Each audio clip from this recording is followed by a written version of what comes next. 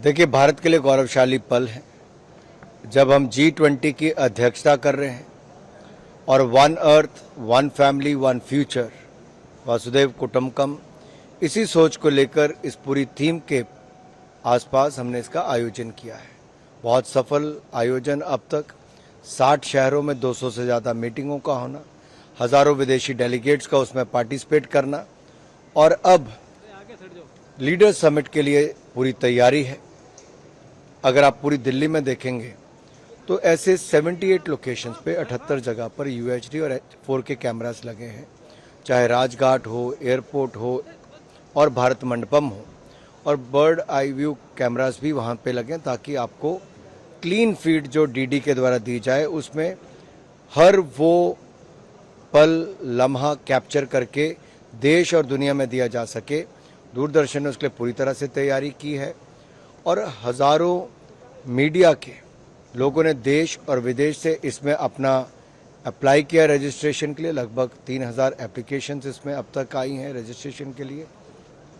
यही नहीं, अगर आप मेरे पीछे देखेंगे तो शायद ही दुनिया के किसी देश में इतना बड़ा हमने प्रयास किया है इंटरनेशनल मीडिया सेंटर में, और जगह के नाम भी, यमुना हो, गंगा हो, गोदावरी हो, ब्रह्मपुत्रा हो, महानदी हो, सभी कावेरी से लेकर अन्य नदियों के ऊपर इनके नाम रखे गए हैं और वर्क स्टेशन बनाए गए हैं। वाईफाई से लेकर ब्रॉडबैंड कनेक्टिविटी वहाँ पे दी गई है। फिर अगर प्रेस कॉन्फ्रेंस करनी है तो उसके लिए भी 50 सीटर से 100 सीटर, 150 सीटर और 300 सीटर वाला हिमालय, वो भी मीडिया के लिए एक कॉन्फ्रेंस रूम हमने वहाँ पे बनाया है। अगर आप भोजन का देखेंगे तो इतना बड़ा हॉल कि जहाँ एक साथ लगभग 2000 लोग बैठ के खाना खा सकें, वो भी सुविधा वहाँ पर दी है। तो हर वो संभव प्रयास किए हैं जो एक उभरते ऐसी महाशक्ति के रूप में नए भारत की बुलंद तस्वीर आपको इस हॉल से, भारत मंडपम से, इस 123 एकड़ के ITPO के सेंटर से आपको देखने को मिलेगी कि हर तरह की सुविधाएं देने का प्रयास किया। वो सब तरह की सुविधाएं यहाँ पर रहेंगी, फर्स्ट एड से लेके एम्बुलेंस से लेके हेल्थ सर्विसेज, सब तरह का वो प्रावधान यहाँ पे रहने वाला है। और इसके साथ साथ अगर आप देखेंगे यहाँ पे एग्जीबिशन भारत मंडपम के अलावा जहाँ पे लीडर समिट होगी, यहाँ हॉल 4 और 5 पे आपका इंटरनेशनल मीडिया के लिए आयोजन किया गया है ताकि वो अपनी क्लीन फीड्स दे सकें, बाकी सब कुछ हो। लेकिन हॉल 3 में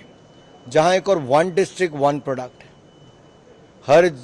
जिला जैसे अपने खूबसूरत प्रोडक्ट्स बनाते, तो यहाँ उसकी एग्जीबिशंस होंगी, लोग उसको देख सकेंगे, उसको खरीद सकेंगे, चाहे वो मीडिया के मित्र हों या लीडर समिट से आए हुए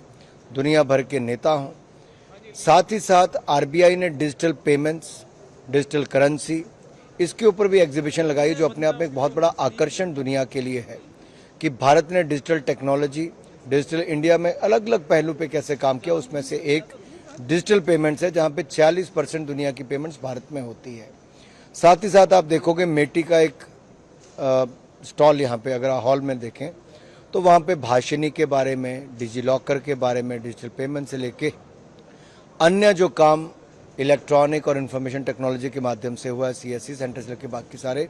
उस पर प्रदर्शनी की गई कि भारत में टेक्नोलॉजी का उपयोग कैसे होता है